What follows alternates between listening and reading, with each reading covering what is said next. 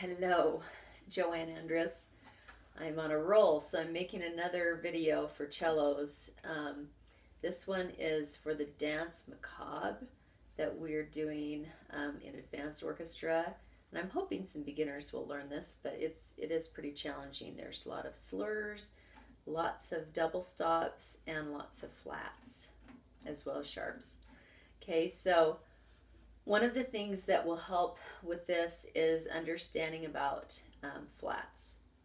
So a flat is a little squishy looking B that's by the side of a note, and it lowers a pitch a half step. Okay, now a half step on a violin or viola is small. It's like right, fingerings that are right next to each other. On a cello, it's a good, inch away or something like that. So you just have to listen and make sure that you're tuning your flat so that it's not too low and it's not too high. I've actually was hoping I could get a friend to call me. In fact, I'll turn off my ringer now. I have a really good friend who's a great cello teacher and everything, and I'm not actually sure about the thumb placement on a flat. I feel like as I've been practicing this, it feels better to just keep my thumb in the normal spot and then slide my finger back, because then when you're back into your regular position, you just jump right back into it. I feel like if you move the whole hand back, then you'd have to shift. Okay, and that would be the answer, right, is shifting your hand from one part to the other part. But for me, it just feels a little bit easier to pull that first finger back, and then as I go back to the regular hand position, I don't have to find that thumb position again. Okay, so whether that's right or wrong, that's what I'm going to be doing because I didn't hear back from my friend. So talk to a cello teacher, see what is the best way to do that. Okay. But that's kind of what I'm going to do because I think it'll help me to be in tune better a little bit quicker. And I played this like twice and I'm going to record it. So wish me luck.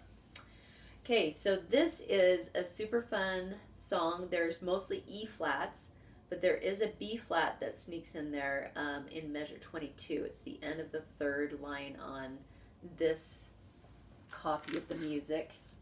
Okay, that looks like this. It's kind of hard to see. Anyway, it's the 4-line one.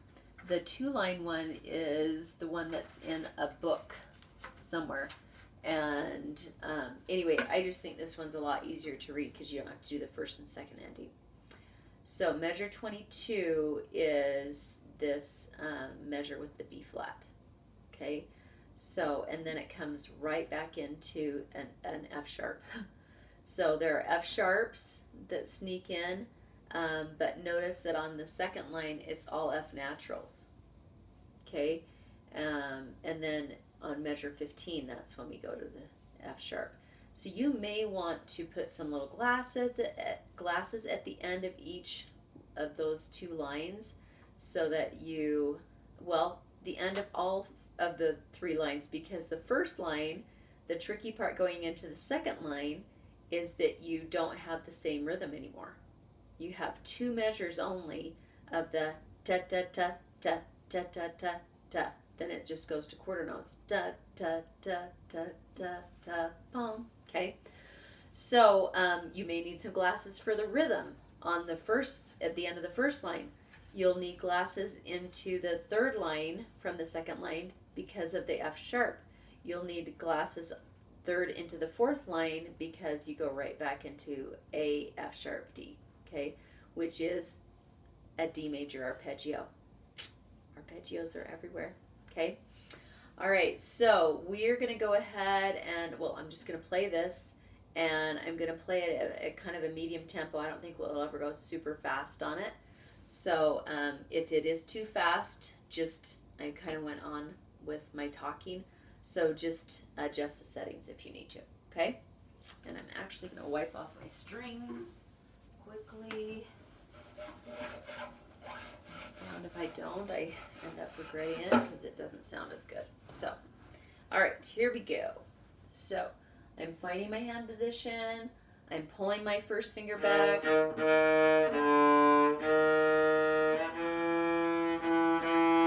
So there's my E natural. Can you hear the difference? Okay. All right, so here we go with these double stops. This is so much fun. And you have to make a tunnel with your first finger, right? So that your tunnel isn't, you're scooching your finger up really tall so that you're hearing those two notes, the open A and the E flat, okay? So watch these staccatos too. Make sure they're nice and short, okay? So here we go. 1, 2, 3, here I go.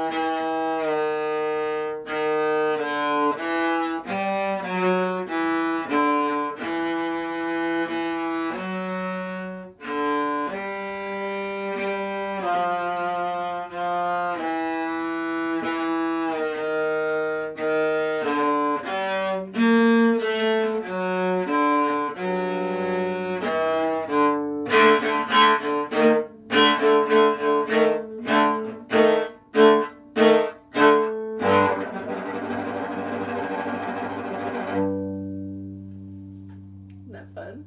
It's kind of tricky, but it's super fun. So staccato short. Watch the eighth notes and how they change at the end. So instead of just 2 eighth notes at a time, you're doing 4. Da da da da dum pa pa pa pa pum. Okay, and those are actually you got to watch those bow lifts too, right? So in measure, what is this? 25. So you're going.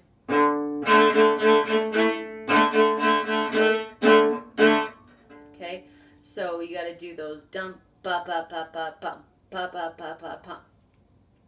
Okay, all right. I'm trying to think if there's anything else. Oh, slurs. Make sure that your slurs are nice and that you're thinking about subdividing your bow into thirds. Okay, because if you take a lot of bow on your first note, then you're not going to have enough for the second note, right? Because you got a half note on the second part of your slur. Excuse me. And so the first note is a quarter note, so only use a third of your bow for that note, and then use the other 2/3 for the rest of that slur. Okay, makes it so that your slurs are really, really even. They sound good, and you have plenty of bow to last the whole time. Okay, all right. Let me know if you have any questions in the comments. Okay. And I will look forward to seeing you in orchestra. Oh, and the tremolo bow at the end, right? We kind of take a big bow. I wanted to hurry and demonstrate this. So you take a